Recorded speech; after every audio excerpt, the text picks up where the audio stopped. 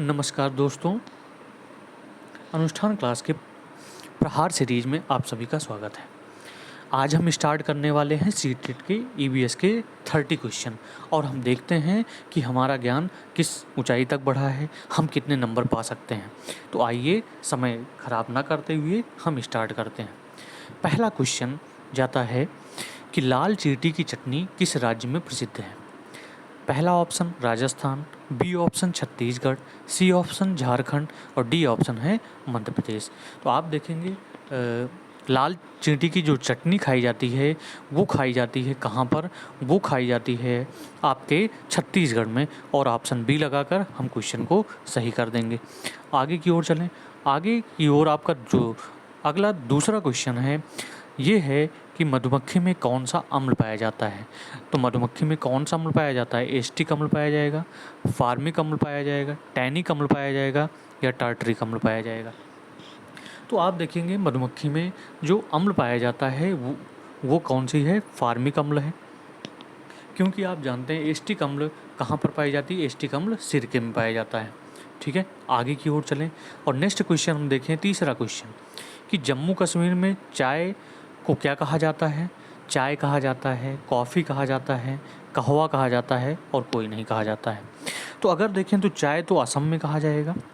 ठीक है, काफ़ी भी चाय को नहीं कहा जा सकता है और इसको क्या कहेंगे, कहवा कहेंगे। तो कश्मीर में जो चाय पी जाती है उसको हम क्या कहते हैं, कहवा कहते हैं। इस प्रकार से आपका ऑप्शन नंबर सी सही होता है।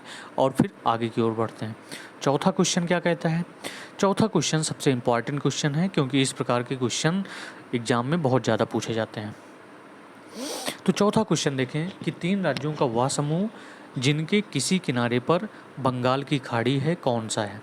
पहला ऑप्शन है आंध्र प्रदेश, महाराष्ट्र और तमिलनाडु। दूसरा ऑप्शन ओडिशा, केरल, तमिलनाडु। तीसरा ऑप्शन ओडिशा, आंध्र प्रदेश, तमिलनाडु और चौथा ऑप्शन है केरल, कर्नाटक और तमिलनाडु। ठीक है, तो इस प्रकार से आप देखेंगे कि आपका जो ऑप्शन सही होता है वो आपका ऑप्शन सही होता है question number C. Option number C आपका सही आंसर होता है कि बंगाल की खाड़ी ओडिशा, आंध्र प्रदेश और तमिलनाडु के किनारे पर स्थित है जो कि भारत के पूर्व में है। आगे की ओर चलें। पांचवा क्वेश्चन हम देखें। पांचवा सबसे इम्पॉर्टेंट क्वेश्चन है, ये भी कई बार सीटेट के एग्जाम में आ चुका है। घटपर्डी शिकारी पौधा या पिचर प्लांट जो कीट और मेढक तक को फंसाकर खा सकता है, हमारे देश के एक पूर्वी राज्य में भी पाया जाता है। इस राज्य का क्या नाम है। तो आपके पूर्वी राज्य में कौन सा राज्य पाया जाएगा। तो इस क्वेश्चन का जो ऑप्शन जाएगा, मेघालय भी पूरब में होता है, नागालैंड भी पूरब में होता है, असम भी पूरब में होता है और मिजोरम। तो आपको हमने पिछले वीडियो में पढ़ाया था कि जो आपका घटपर्डी का पौधा होगा वो मेघालय आदि क्षेत्रों में पाया जाएगा। ठीक है, आगे की ओर चलें। आगे की ओर हम देखेंगे क्वेश्चन नंबर 6। क्वेश्चन नंबर 6वां क्या है कि 3 पक्षियों का वह समूह जिसका प्रत्येक सदस्य वस्तुओं को हमारी तुलना में 4 गुना अधिक दूरी से स्पष्ट देख सकता है। जो वस्तु हमें 2 मीटर की दूरी से दिखाई देती है उसे ही ये पक्षी 8 मीटर दूरी से देख लेता है, कौन सा होगा। पहला ऑप्शन है बाज, कौवा, कबूतर। दूसरा ऑप्शन है बाज, चील, गिद्ध। तीसरा ऑप्शन है कबूतर, तोता, चील और चौथा ऑप्शन है कौवा, चील, बुलबुल। तो आप देखेंगे इस क्वेश्चन में जो आंसर आपका सही होगा कि बाज, चील और गिद्ध जो हैं वस्तुओं को 4 गुना अधिक दूरी से क्या कर सकते हैं, देख सकते हैं। आगे की ओर चलें। आगे की ओर हम देखेंगे सबसे इम्पॉर्टेंट क्वेश्चन 7वां क्वेश्चन कि खेजड़ी वृक्ष के बारे में सही कथन कौन सा है। यह वृक्ष मुख्यतः रेगिस्तान क्षेत्रों में पाया जाता है। दूसरे तथ्य की बात करें तो इसे अधिक जल की आवश्यकता नहीं होती। तीसरे तथ्य की बात करें, यह छायादार वृक्ष है जिसकी छाया में बच्चे खेलना पसंद करते हैं। चौथा ऑप्शन है यह अपने तने में जल एकत्र करता है और लोग पतले पाइप से इस जल को क्या करते हैं, पीते हैं। तो आप देखेंगे इसमें कौन सा ऑप्शन सही होगा। तो इसमें आप देखेंगे ऑप्शन कौन कौन से सही होंगे। पहला ऑप्शन सही होगा, खेजड़ी मुख्यतः रेगिस्तान क्षेत्रों में पाया जाता है, इसे अत्यधिक जल की आवश्यकता भी नहीं होती है और इसकी छाया में बच्चे क्या करते हैं, खेलते हैं। अब बात आई चौथे ऑप्शन की। चौथे ऑप्शन में पतले पाइप से जल को पीते हैं वो पेड़ पाया जाता है ऑस्ट्रेलिया में।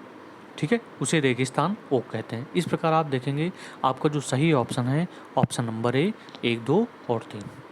आगे की ओर चलें, 8वें क्वेश्चन की बात करें तो 8वां क्वेश्चन क्या कहता है कि आबू धाबी के बारे में निम्नलिखित में से कौन सा कथन गलत है। अब आबू धाबी की बात करें, पहला ऑप्शन जलवायु गर्म और शुष्क है, दूसरा ऑप्शन नारियल का पेड़ पाया जाता है, तीसरा ऑप्शन दिरहम आबू धाबी की मुद्रा है, चौथा ऑप्शन है पेट्रोल की तुलना में पानी क्या है, महंगा है। तो आप इसमें देखेंगे क्या पाया जाता है, तो अबू धाबी के बारे में क्या प्रसिद्ध है कि अबू धाबी में क्या पाया जाता है, नारियल का पेड़ पाया जाता है। तो इस प्रकार से हम इस ऑप्शन को क्या करेंगे, सही टिक करेंगे। आगे की ओर चलें, 9वां, किस पौधों की लकड़ी कीट से प्रभावित नहीं होती है। तो ऐसा कौन सा पौधा है जो कीट से प्रभावित नहीं होता है, आम, बबूल, सिनकोना या खेजड़ी।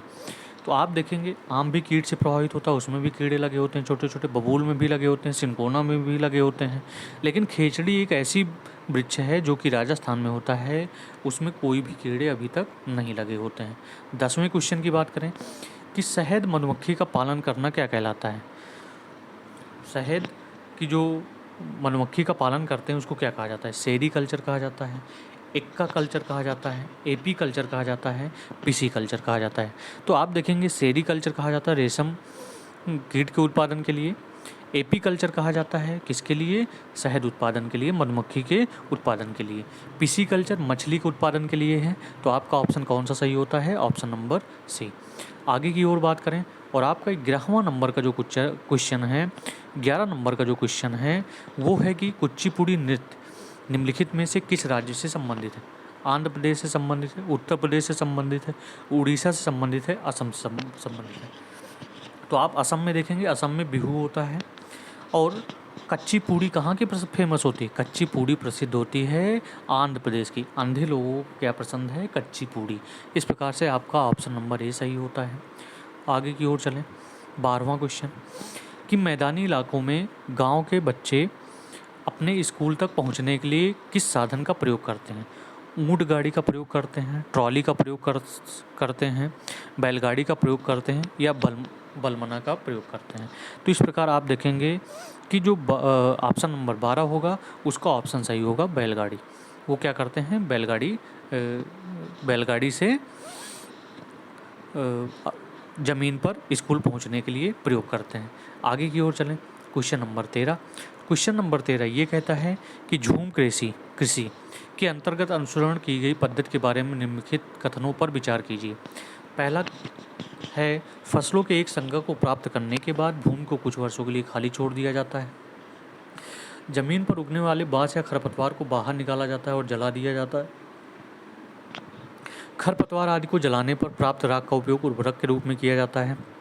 जब भूमि खेती के लिए तैयार होती है तो बीज की बुआई से पहले इसकी गहराई तक जुताई की जाती है। तो आप निम्न में से कौन सा ऑप्शन सही बता सकते हैं। ऑप्शन नंबर ए केवल 4 सही है, ऑप्शन नंबर बी 2 और 3 सही है, ऑप्शन नंबर सी 1 और 4 सही है, या डी केवल 1 सही है।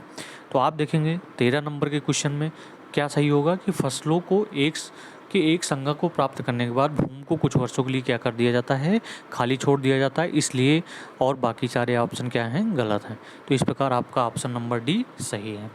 आगे की ओर चलें, 14वां क्वेश्चन देखें कि झूम खेती के अंतर्गत झारखंड के किसानों द्वारा अपनाए जाने वाले तरीकों के कथनों पर विचार कीजिए। संबंध में नीचे दिए गए हैं। पहला संबंध है कि एक फसल कटने के लिए पश्चात जमीन को कुछ वर्ष तक खाली छोड़ दिया जाता है। खरपतवार को उखाड़कर खेत में जला देते हैं। तीसरा ऑप्शन है खरपतवार की राख खाद के रूप में कार्य करती है। चौथा ऑप्शन है जब जमीन खेती के लिए तैयार हो जाती है तो बीज बोने से पहले उसे गहराई तक बोया जाता है। इनमें से सही कथन कौन सा सही है।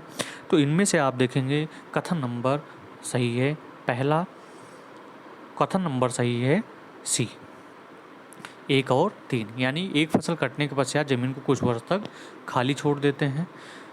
और तीसरा ऑप्शन है खरपतवार की राख खाद के रूप में क्या की जाती है, प्रयोग की जाती है। आगे देखें, क्वेश्चन नंबर 15 देखें कि अल-बरूनी एक यात्री जिसने हमारे देश का भ्रमण किया था के बारे में नीचे गए कथनों पर विचार कीजिए, कौन सा कथन सही होगा। पहला है अल-बरूनी ने भारत का भ्रमण 1000 वर्ष से भी पहले किया था। दूसरी बात होती है कि उसने उन चीज़ों के बारे में लिखा जो उसके अपने देश से बहुत भिन्न थी, विशेष रूप से पानी को एकत्र करने के लिए बनाए गए तालाब। तीसरा ऑप्शन है हम उनके लेखों से अपने इतिहास के बारे में बहुत कुछ सीख सकते हैं। इनमें से सही कथन है option number A only 2, option number B only 3, option number C 2 और 3, ऑप्शन नंबर डी 1, 2 और 3।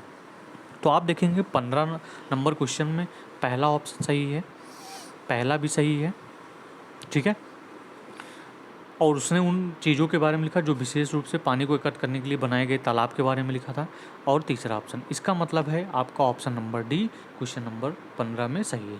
क्वेश्चन नंबर 16 की तरफ बढ़ें तो 16 की तरफ हम देखेंगे क्या कि पर्यावरण में होने वाले किस परिवर्तन के कारण रेखा की माँ ने उसे पेड़ के नीचे सोने से मना किया। कार्बन डाइऑक्साइड गैस की कमी, कार्बन डाइऑक्साइड गैस की अधिकता, ऑक्सीजन की मात्रा में कमी, ऑक्सीजन की मात्रा में अधिकता। तो आप देखेंगे कार्बन डाइऑक्साइड केवल ह्यूमन छोड़ते हैं और कार्बन डाइऑक्साइड सबसे अधिक मात्रा में कौन छोड़ता है, पेड़ छोड़ते हैं। इसीलिए कार्बन डाइऑक्साइड की गैस की अधिकता के कारण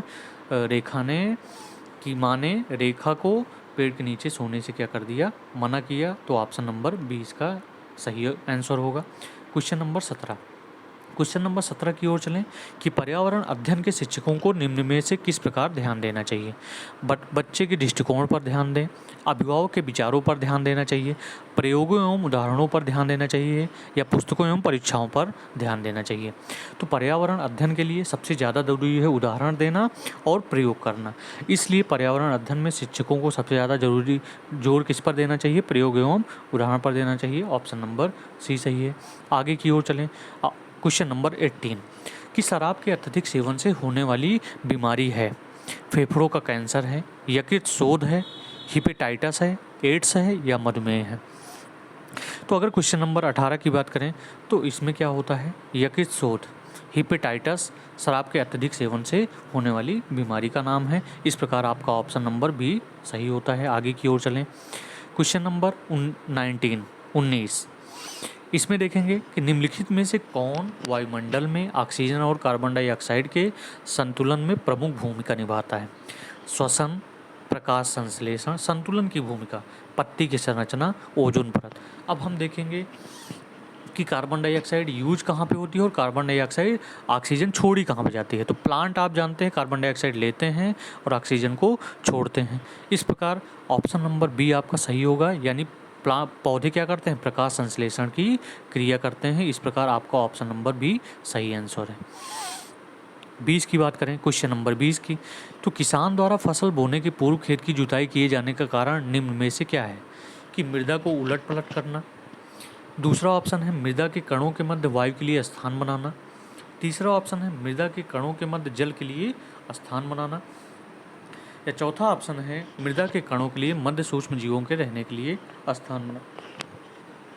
तो आप देखेंगे इस क्वेश्चन में जो आंसर आपका सही होगा वो आंसर नंबर सही होगा बी, क्योंकि मृदा के कणों के मध्य अगर वायु के लिए हम स्थान बना देंगे तो जो मिट्टियाँ होंगी वो ऑक्सीजन पाके क्या होंगी, उसमें उर्वरा शक्ति क्या होगी, बढ़ेगी। इसलिए option C question number B में हम सही लगाते हैं। और आगे की ओर चलते हैं। क्वेश्चन नंबर 21 की बात करें, निम्न में से कौन सी पर्यावरण अध्ययन की पाठ्य पुस्तक विद्यार्थियों के लिए उपयोगी होगी, यानी किस प्रकार की पाठ्य पुस्तक उपयोगी होगी। पहला ऑप्शन है गतिविधियाँ इकाई के अंत में उपलब्ध हों। दूसरा ऑप्शन है गतिविधियाँ अध्याय के अंत में उपलब्ध हों। और तीसरा ऑप्शन है गतिविधियाँ प्रकरणों के साथ हों। चौथा ऑप्शन है गतिविधियाँ पाठ्य पुस्तक में अलग अलग स्थानों पर हों।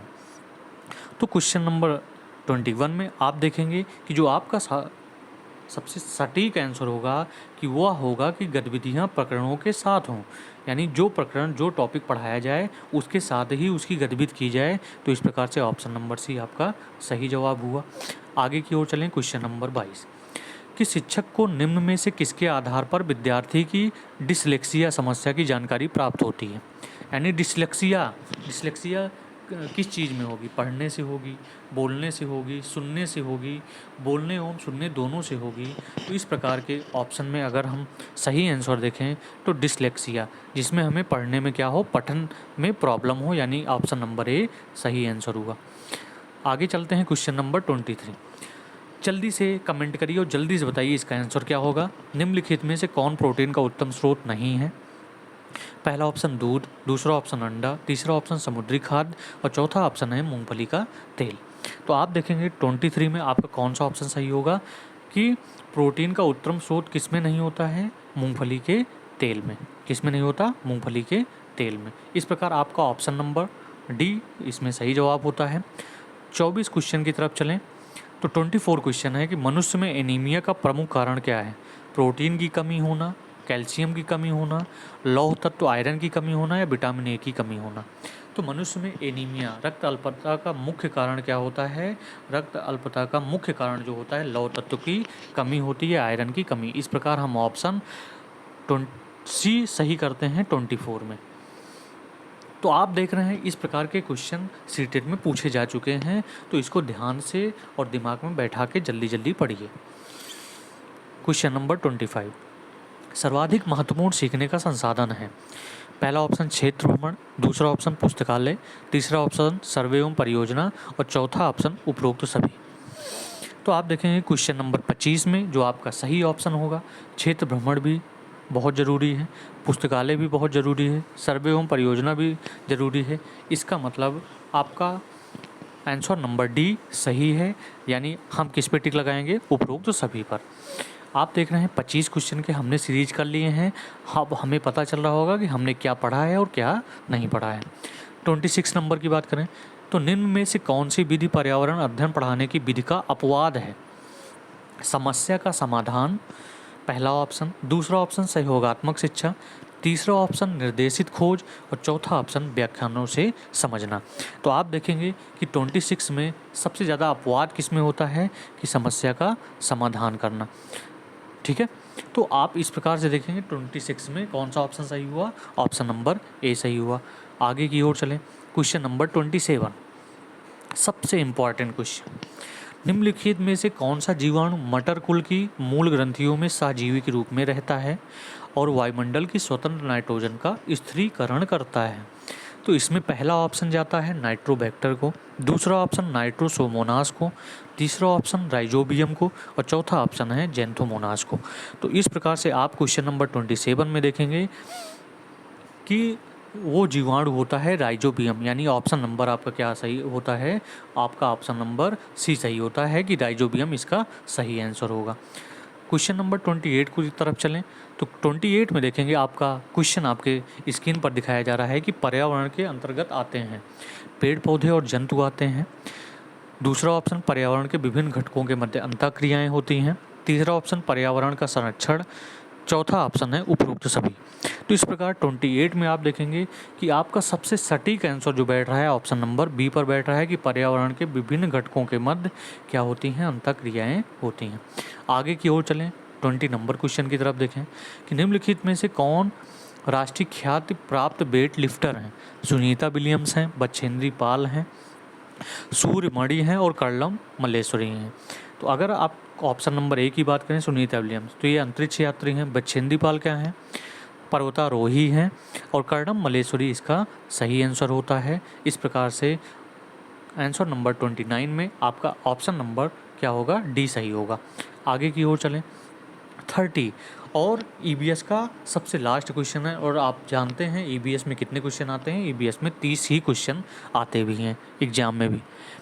तो तीसरा क्वेश्चन पढ़ते हैं कि नीचे दिया गया कौन सा एक समूह जड़ों का है। पहला चुकंदर, आलू, अदरक, दूसरा ऑप्शन है गाजर, हल्दी और अदरक, तीसरा ऑप्शन है शकरकंदी, मूली और हल्दी और चौथा ऑप्शन है गाजर, चुकंदर और मूली। तो आप देखेंगे इसमें कौन सा ऑप्शन सही होगा, तो इसमें ऑप्शन नंबर कौन सा सही होगा, डी होगा। गाजर, चुकंदर और मूली किसके समूह हैं, जड़ों के समूह हैं। तो इस प्रकार आप देख रहे हैं आपने 30 क्वेश्चन के सीरीज़ को कर लिया होगा। तो आप देखेंगे इस प्रकार के क्वेश्चन आपके प्रीवियस पेपर में भी आए हुए हैं। अगर आपको ये चैनल अच्छा लग रहा हो तो सब्सक्राइब करना और कमेंट करना ना भूलें। आप जिस हिसाब से जैसे अच्छे अच्छे कमेंट करेंगे उस हिसाब से यहाँ पर वीडियो आपके लिए उपलब्ध कराए जाएंगे। तो कृपया सब्सक्राइब करना ना भूलें ताकि आपको नोटिफिकेशन जल्दी से आपके पास पहुँच जाए। तो इस प्रकार हमने देखेंगे हमने इस सीरीज़ को कर लिया है। तो इसी साथ ऐसे ही हमारे चैनल पर बने रहिए, आपको सारे क्वेश्चन के सॉल्यूशन करवाए जाएंगे।